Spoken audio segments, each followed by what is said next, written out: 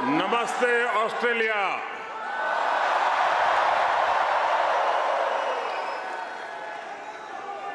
Australia के प्रधानमंत्री और मेरे प्रिय मित्र हिज एक्सेलेंसी अल्बनीज़ी, ऑस्ट्रेलिया के पूर्व प्रधानमंत्री हिज एक्सेलेंसी स्कॉट मॉरिसन,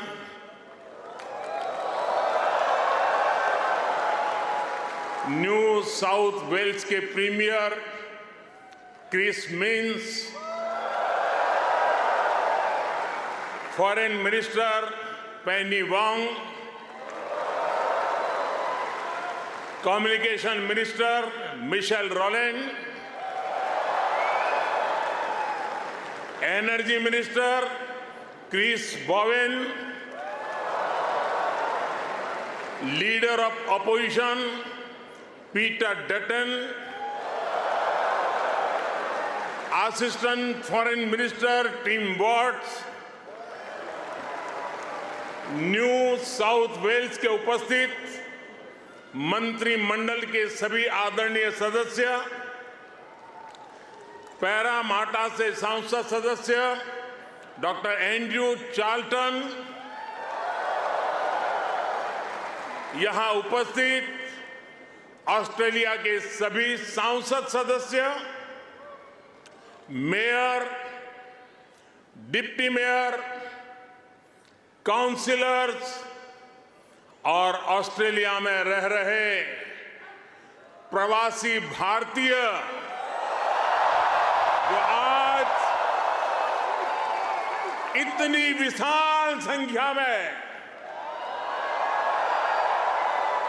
उपस्थित हुए हैं, आप सबको मेरा नमस्कार।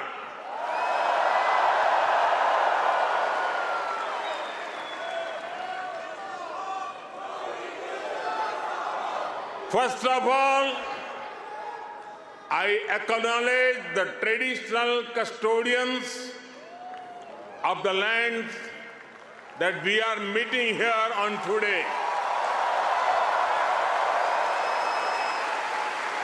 I pay my respect to their elders, past, present, and emerging. I also celebrate all First Nations people who may be with us today.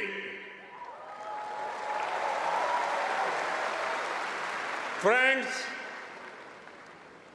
मैं जब 2014 में आया था तो आपसे एक वादा किया था। वादा ये था कि आपको फिर भारत के किसी प्रधानमंत्री का 28 साल तक इंतजार नहीं करना पड़ेगा।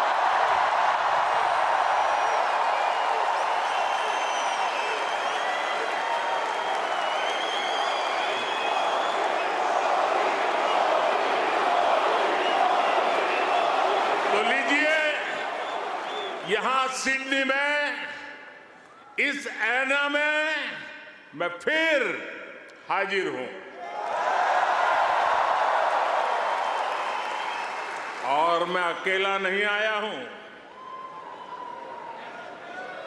प्रधानमंत्री अल्बनीज़ी भी मेरे साथ आए हैं। मिस्टर प्राइम मिनिस्टर, अपने बहुत व्यस्त कार्यक्रम में से हम सभी के लिए आपने समय निकाला है। ये हम भारतीयों के प्रति आपके स्नेह को दर्शाता है। आपने जो अभी कहा वो दिखाता है कि ऑस्ट्रेलिया के मन में भारत के प्रति कितना प्रेम है। इसी वर्ष मुझे प्रधानमंत्री जी का भारत की धरती पर अहमदाबाद में स्वागत करने का अवसर मिला था।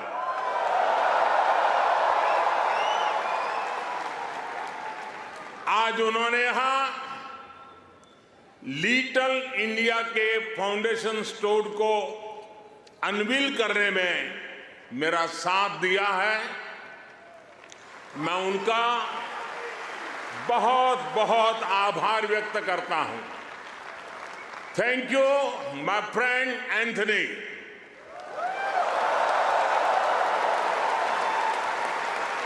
ये लिटिल इंडिया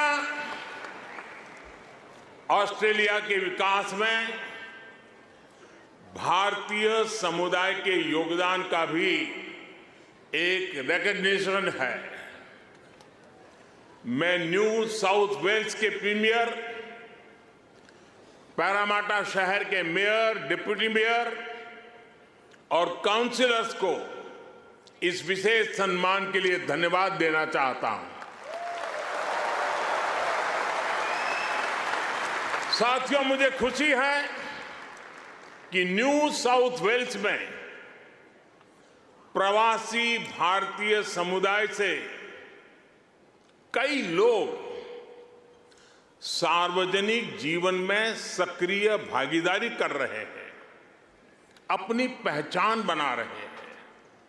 वर्तमान न्यू साउथ वेल्स की सरकार में डिप्टी प्रीमियर, प्रूकार, ट्रेजरर डेनियल मुखी बड़ा कंट्रीब्यूशन कर रहे हैं। और कल ही भाई समीर पांडे पैरामाटा के लॉर्ड मेयर चुने गए हैं। मैं सबका अभिनंदन करता हूं, बहुत बहुत बधाई देता हूं। साथियों, आज जब पैरामाटा में यह सब हो रहा है, तभी ये जानकारी भी आई है कि पश्चिमी ऑस्ट्रेलिया के पर्थ शहर में भारतीय सैनिक नयन सिंह सैलानी के नाम पर सैलानी एवेन्यू बनाया गया है। उन्होंने पहले विश्व युद्ध में ऑस्ट्रेलिया की फौज के लिए लड़ते हुए वीर गति प्राप्त की थी। इस सम्मान के लिए मैं पश्चिमी ऑस्ट्रेलिया के नेतृत्व का आदरपूर्वक अभिनंदन करता हूं।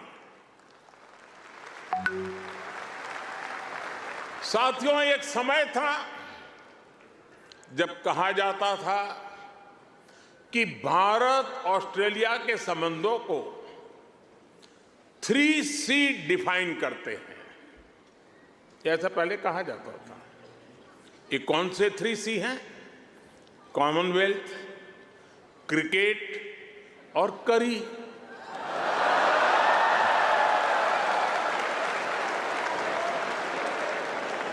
इसके बाद कहा गया कि भारत ऑस्ट्रेलिया के संबंध 3D पर आधारित है।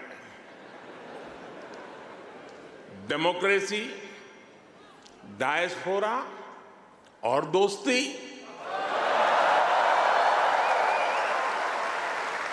कुछ लोगों ने यह भी कहा कि भारत ऑस्ट्रेलिया के संबंध 3E पर आधारित है। एनर्जी, इकोनॉमी और एजुकेशन। यानी कभी C, कभी D, कभी E। अलग अलग कालखंड में ये बात संभवतः सही भी रही है, लेकिन भारत और ऑस्ट्रेलिया के ऐतिहासिक संबंधों का विस्तार इससे कहीं ज्यादा बड़ा है। और जानते हैं इन सारे संबंधों का सबसे बड़ा आधार क्या है जानते हैं?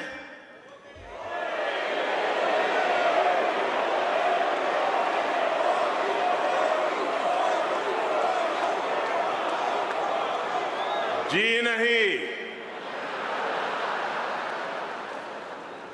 सबसे बड़ा आधार है म्यूचुअल ट्रस्ट और म्यूचुअल रिस्पेक्ट।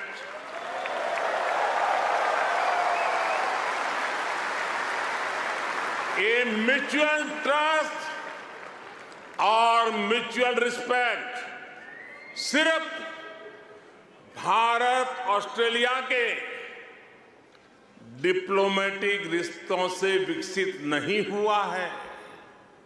इसकी असली वजह है, इसकी असली ताकत है आप ऑस्ट्रेलिया में रहने वाले हर एक भारतीय। आप उसकी असली ताकत है। इसकी असली वजह है ऑस्ट्रेलिया के 2.5 करोड़ से ज्यादा सिटीजन्स। साथियों, हमारे बीच भौगोलिक दूरी जरूर है, लेकिन हिंद महासागर हमें आपस में जोड़ता है। हमारी जीवन शैलियां भले अलग अलग हो, लेकिन अब योगा ये भी हमें जोड़ता है। क्रिकेट से तो हम ना जाने कब से जुड़े हुए हैं, लेकिन अब टेनिस और फिल्में भी हमें जोड़ रही है। हमारे यहां खाना बनाने का तरीका भले अलग अलग है, लेकिन अब मास्टर शेफ हमें जोड़ता है।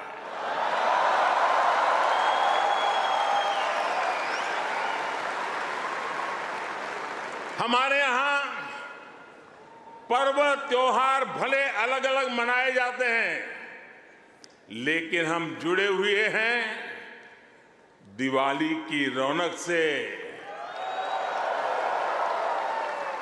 बैसाखी के जश्न से। हमारे यहां भाषाएं भले अलग अलग बोली जाती हो, लेकिन हम जुड़े हुए हैं मलयालम, तमिल, तेलुगु, पंजाबी, हिंदी भाषाएं पढ़ाने वाले इतने सारे स्कूलों से।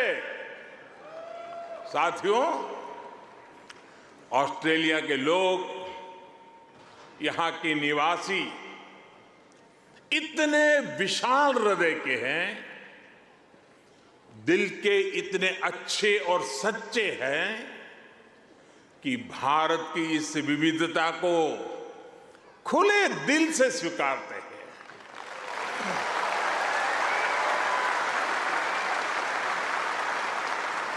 और यही वजह है कि पैरामाटा स्क्वायर किसी के लिए परमात्मा चौक बन जाता है।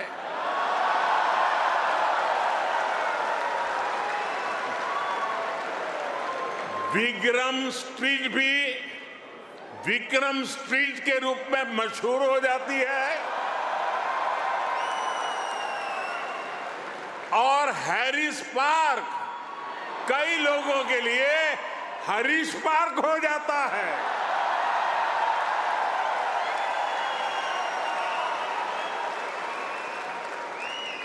वैसे मैंने सुना है कि हैरिस पार्क में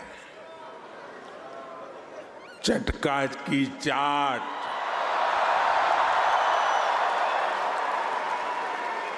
जयपुर स्वीट्स की जलेबी, उसका तो कोई जवाब ही नहीं है। मेरी आप सबसे रिक्वेस्ट है, आप लोग कभी मेरे मित्र पीएम एल्बेनीज़ी को भी वहां जरूर ले जाइएगा। और साथियों, जब खाने की बात चली है और चाट की बात चली है, तो लखनऊ का नाम आना भी स्वाभाविक ही है। मैंने सुना है सिडनी के पास लखनऊ नाम की जगह भी है, लेकिन मुझे पता नहीं वहां भी चाट मिलती है क्या। अच्छा, यहां भी तो शायद दिल्ली के पास वाले लखनऊ के लोग होंगे ही होंगे, है क्या? वाह, वाकई Delhi street, Bombay street, Kashmir Avenue, Malabar Avenue जैसी कितनी ही सड़कें यहां ऑस्ट्रेलिया में आपको भारत से जोड़े रखती है।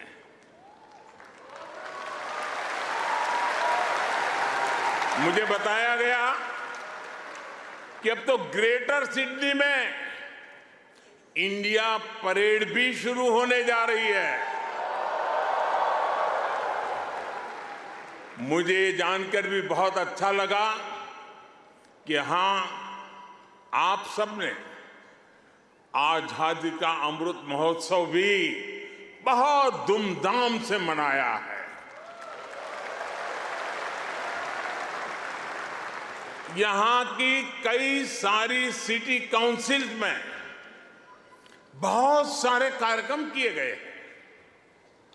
सिडनी ओपेरा हाउस जब तिरंगे की रोशनी से सराबोर हुआ तो यहां हर भारतीय का दिल खुश हो गया। हिंदुस्तान में भी जय जयकार हो रहा था। और इसके लिए मैं न्यू साउथ वेल्स गवर्नमेंट का विशेष तौर पर आभार व्यक्त करता हूं। साथियों, हमारे क्रिकेट के रिश्तों को भी 75 वर्ष पूरे हो गए हैं। क्रिकेट की फील्ड पर मुकाबला जितना रोचक होता है, उतनी ही गहरी ऑफ द फील्ड हमारी दोस्ती है।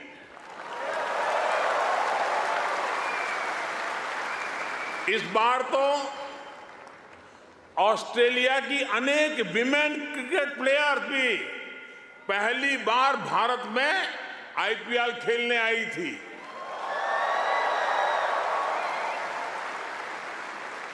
और साथियों, ऐसा नहीं है कि हम सिर्फ सुख के ही साथी हैं। अच्छा दोस्त तो सुख का तो साथी होता है, दुख का भी साथी होता है।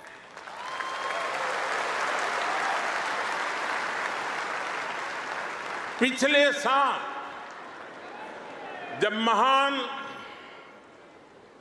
शेन वॉर्न का निधन हुआ तो ऑस्ट्रेलिया के साथ कोटि कोटि भारतीयों ने भी शोक मनाया।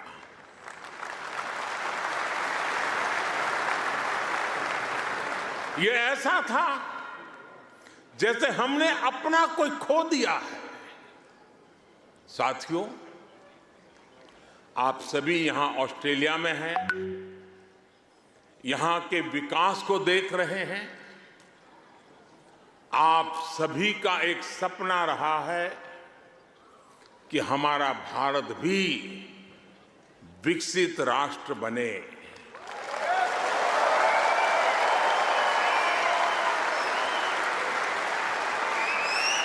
है ना आपका सपना? है ना आपका सपना? है ना आपका सपना? जो सपना आपके दिल में है, वो सपना मेरे दिल में भी है। ये मेरा भी सपना है, 140 करोड़ भारतीयों का सपना है।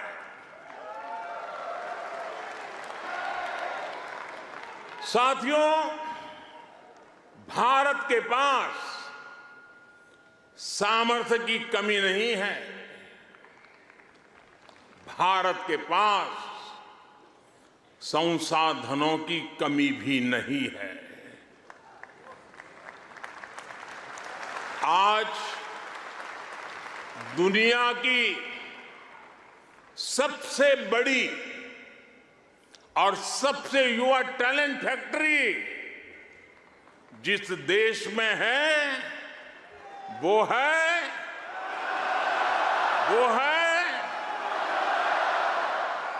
सही जवाब दे रहे हैं आप, वो है इंडिया।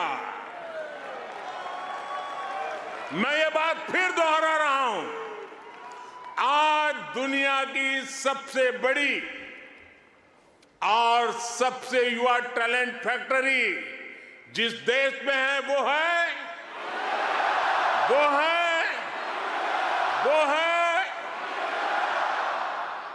और अब मैं आपके सामने ऐसे ही कुछ फैक्ट रखूंगा और आपसे सही उत्तर जानना चाहूंगा। ठीक है? रेडी? कोरोना की इस ग्लोबल पैंडेमिक में जिस देश ने दुनिया का सबसे तेज वैक्सीनेशन प्रोग्राम चलाया, वो देश है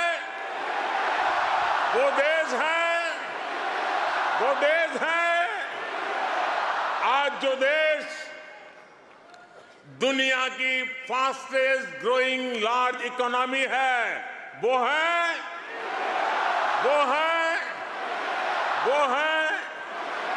आज जो देश दुनिया में नंबर 1 स्मार्टफोन डेटा कंज्यूमर है वो देश है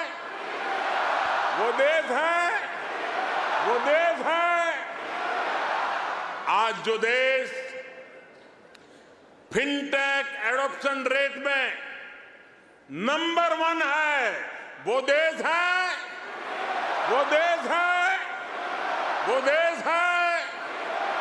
आज जो देश मिल्क प्रोडक्शन के मामले में दुनिया में नंबर 1 है वो देश है आज जो देश इंटरनेट यूजर्स की संख्या में दुनिया में नंबर 2 पर है वो है आज जो देश दुनिया का सेकंड लार्जेस्ट मोबाइल मैन्युफैक्चरर है वो देश है आज जो देश rice, wheat, sugar cane production के मामले में दुनिया में नंबर 2 पर है वो है आज जो देश फ्रूट और वेजिटेबल प्रोडक्शन में दुनिया में नंबर 2 पर है वो है आज जिस देश में दुनिया का तीसरा सबसे बड़ा स्टार्टअप इकोसिस्टम है वो है दुनिया का तीसरा सबसे बड़ा ऑटोमोबाइल मार्केट जिस देश में है वो देश है दुनिया का तीसरा सबसे बड़ा सिविल एविएशन मार्केट जिस देश में है वो देश है और अब जो देश अगले 25 साल में विकसित होने के लक्ष्य के साथ आगे बढ़ रहा है वो देश है साथियों, आज IMF भारत को ग्लोबल इकोनॉमी का ब्राइट स्पॉट मानता है। वर्ल्ड बैंक का विश्वास है कि ग्लोबल हेडविंड्स को अगर कोई चुनौती दे रहा है तो वो भारत है। आज दुनिया के कई देशों में बैंकिंग सिस्टम पर संकट है, लेकिन दूसरी तरफ भारत के बैंकों की मजबूती की आज चारों तरफ प्रशंसा हो रही है। दुनिया में 100 साल में आए सबसे बड़े संकट के बीच भारत ने बीते वर्ष रिकॉर्ड एक्सपोर्ट किया है। आज हमारा फॉरेक्स रिजर्व नई बुलंदियां छू रहा है। फ्रेंड्स, भारत ग्लोबल गुड के लिए कैसे काम कर रहा है, इसका उदाहरण हमारा डिजिटल स्टैक है। आप सभी भारत के फिनटेक रिवॉल्यूशन से भली भांति परिचित है। आपको याद होगा, जब मैं 2014 में यहां आया था, तब मैंने आपसे एक सपना साझा किया था। मेरा वो सपना था कि भारत में गरीब से गरीब का अपना बैंक खाता हो।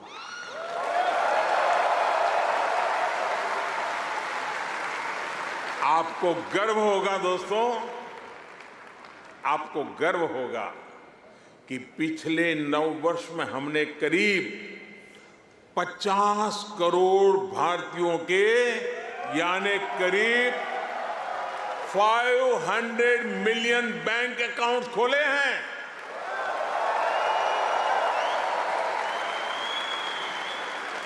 और सिर्फ बैंक अकाउंट खोलना ही हमारी सफलता, हम वहां अटकते नहीं है। इसने भारत में पब्लिक सर्विस डिलीवरी के पूरे इकोसिस्टम को ट्रांसफॉर्म कर दिया। हमने Jan Dhan bank account, mobile phone और आधार आईडी की एक जैम ट्रिनिटी, JAM ट्रिनिटी बनाई है। आप सोचिए, इसे एक क्लिक पर करोड़ों करोड़ों देशवासियों तक डायरेक्ट बेनिफिट ट्रांसफर DBT संभव हुआ है। और आपको और खुशी होगी, बीते 9 वर्षों में यह आंकड़ा भी आपको बहुत आनंद देगा। बीते 9 वर्षों में 28 लाख करोड़ रुपए यानी 500 बिलियन ऑस्ट्रेलियन डॉलर से भी ज्यादा सीधे जरूरतमंदों के बैंक अकाउंट में भेजे गए हैं।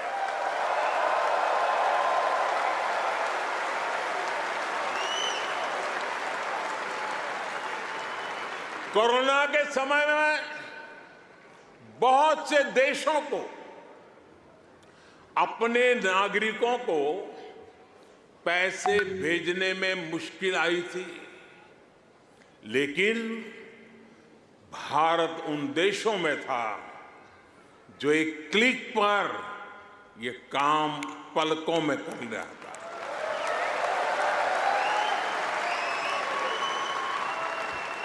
यूनिवर्सल पब्लिक इंटरफेस यानी यूपीआई ने भारत में फाइनेंशियल इंक्लूजन को नई ऊंचाई पर पहुंचा दिया है।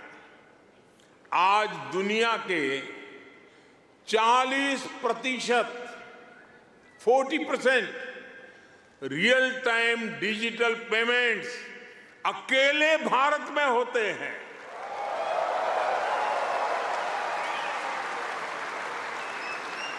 आप अभी अभी भारत आए होंगे तो देखा होगा, आज फल, सब्जी या पानी पूरी के ठेले हो या फिर चाय की दुकान,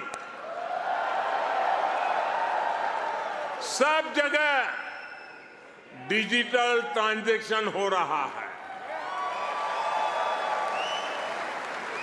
साथियों, भारत का ये डिजिटल रिवॉल्यूशन सिर्फ फिनटेक तक सीमित नहीं है।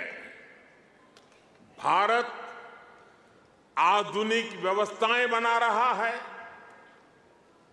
लोगों की ईज ऑफ लिविंग बढ़ा रहा है। इसका एक उदाहरण भारत का डिजी लॉकर है।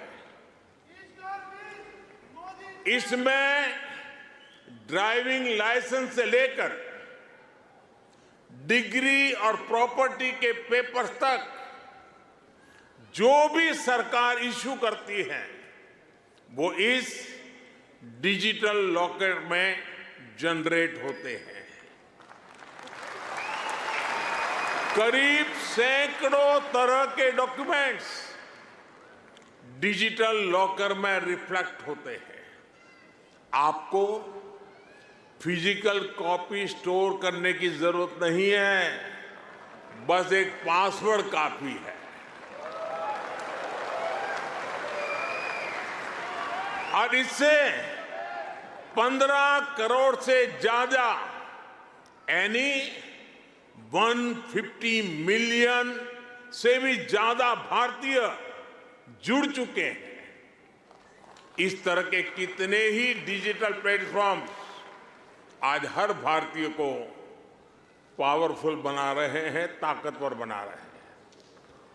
साथियों, आज भारत के हर कदम, हर उपलब्धियों के बारे में दुनिया जानना चाहती है। आज की दुनिया जिस वर्ल्ड ऑर्डर की तरफ जा रही है, जिन संभावनाओं को तलाश रही है, उसमें ये स्वाभाविक भी है। भारत हजारों वर्षों की जीवंत सभ्यता है। भारत मदर ऑफ डेमोक्रेसी है।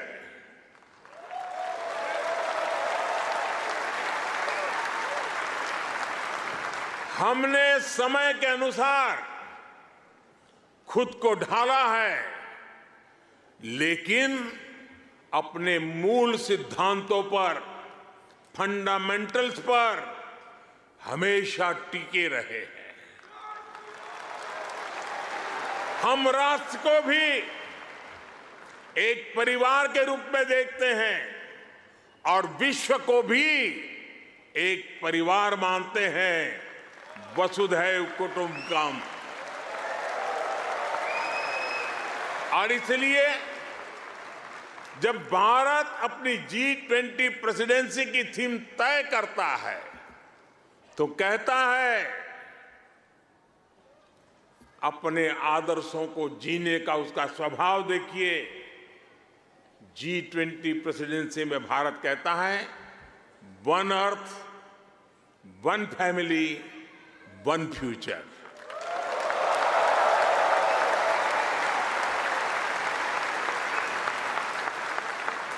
जब भारत पर्यावरण की रक्षा के लिए सोलर एनर्जी के बड़े लक्ष्य तय करता है तो कहता है वन सन, वन वर्ल्ड, वन ग्रिड। जब भारत वैश्विक समुदाय के स्वस्थ रहने की कामना करता है तो कहता है one earth, one health. Bharat वो देश है जिसने कोरोना के संकट में दुनिया के 150 से ज्यादा देशों को उस संकट की घड़ी में दवाइयां भेजी। भारत वो देश है जिसने 100 से अधिक देशों को मुफ्त वैक्सीन भेजकर करोड़ों करोड़ों लोगों का जीवन बचाया। कोरोना के समय में आपने भी यहां जिस सेवा भावना से काम किया, वही हमारी संस्कृति की विशेषता है।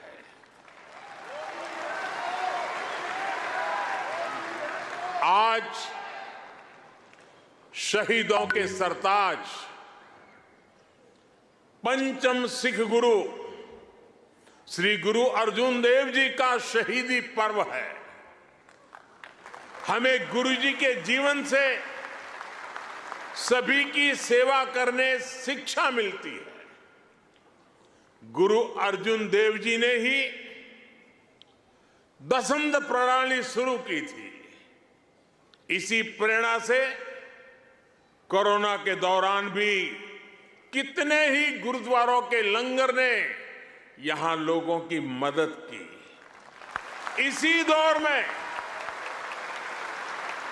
कितने ही मंदिरों की रसोई यहां पीड़ितों के लिए खुल गई।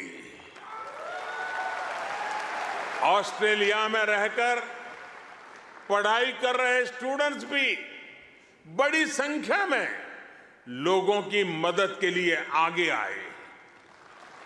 विभिन्न सामाजिक संगठनों ने भी इस दौरान बहुत लोगों की मदद की।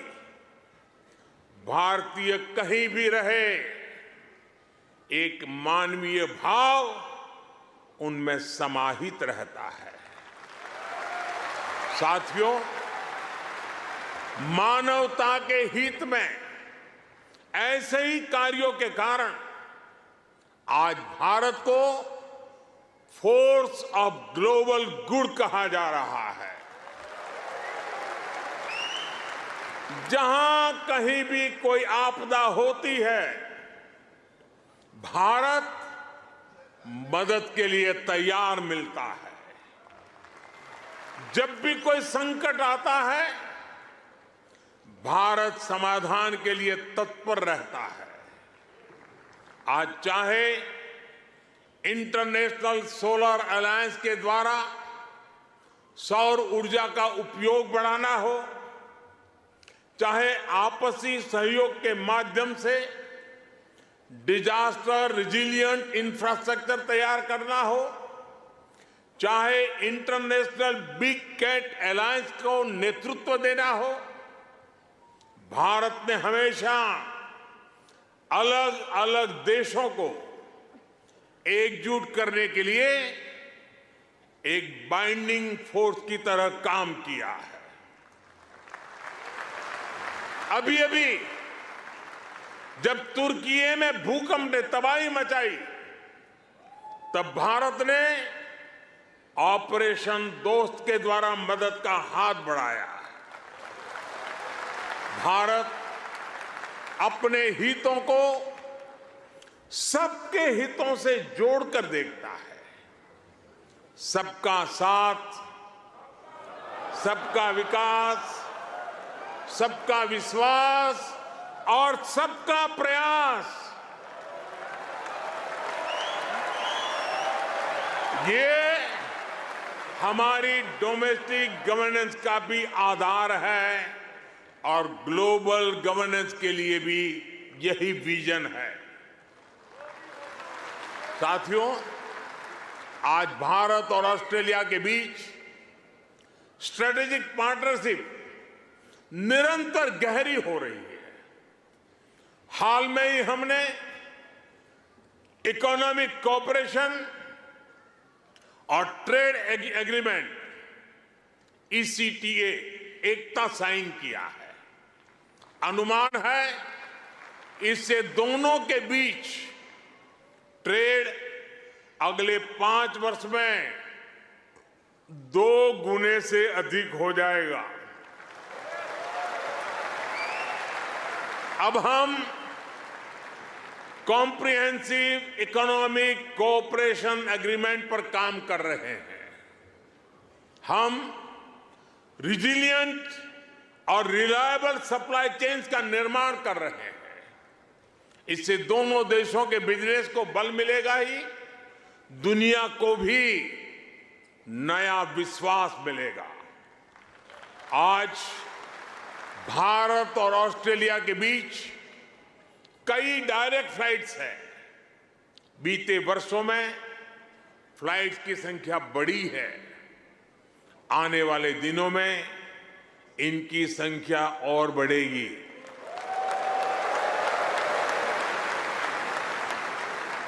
एक दूसरे की डिग्रियों को मान्यता देने को लेकर भी दोनों देश आगे बढ़े हैं और इससे हमारे स्टूडेंट्स को बहुत लाभ होगा। Migration and mobility partnership agreement पर भी सहमति बनी है। इससे हमारे स्किल्ड प्रोफेशनल्स के लिए ऑस्ट्रेलिया आना और यहां काम करना आसान होगा। और साथियों, आज जब मैं आपके बीच आया हूं तो एक घोषणा भी करने जा रहा हूं।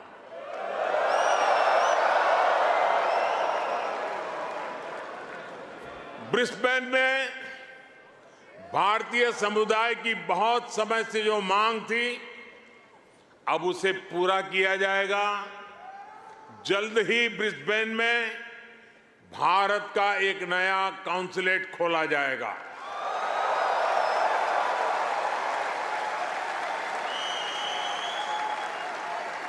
फ्रेंड्स, भारत और ऑस्ट्रेलिया की गहरी होती पार्टनरशिप मां भारती में आस्था रखने वाले प्रत्येक व्यक्ति को सशक्त करेगी।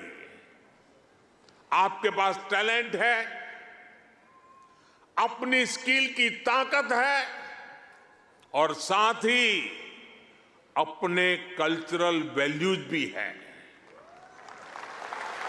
ये वैल्यूज आपको ऑस्ट्रेलिया के लोगों के साथ घुल मिलकर रहने में बड़ी भूमिका निभाते हैं।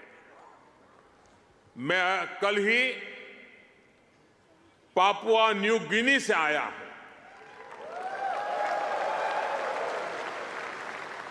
वहां मैंने स्थानीय भाषा में तमिल साहित्य तिरुकुरल के अनुवाद का लोकार्पण किया। ये अनुवाद वहां भारतीय मूल के एक स्थानीय गवर्नर ने किया है। एक जीता जागता उदाहरण है कि कैसे हम विदेश में रहते हुए भी अपनी जड़ों पर गर्व करते रहें, जड़ों से जुड़े रहे। आप भी यहां ऑस्ट्रेलिया में भारतीय संस्कृति की खुशबू फैला रहे हैं। आप ऑस्ट्रेलिया में भारत के कल्चरल एम्बेसडर हैं, भारत के ब्रांड एम्बेसडर्स हैं। साथियों, मैं मेरी बात समाप्त करने से पहले आपसे कुछ मांगना चाहता हूं। देंगे? आवाज जरा धीमी हो गई। देंगे? पक्का? प्रॉमिस? मैं आपसे ये मांग रहा हूं और आपसे आग्रह करूंगा कि आप जब भी भारत आए, अपने साथ कोई न कोई ऑस्ट्रेलियाई मित्र और उनके परिवार को भी साथ लेकर के आए।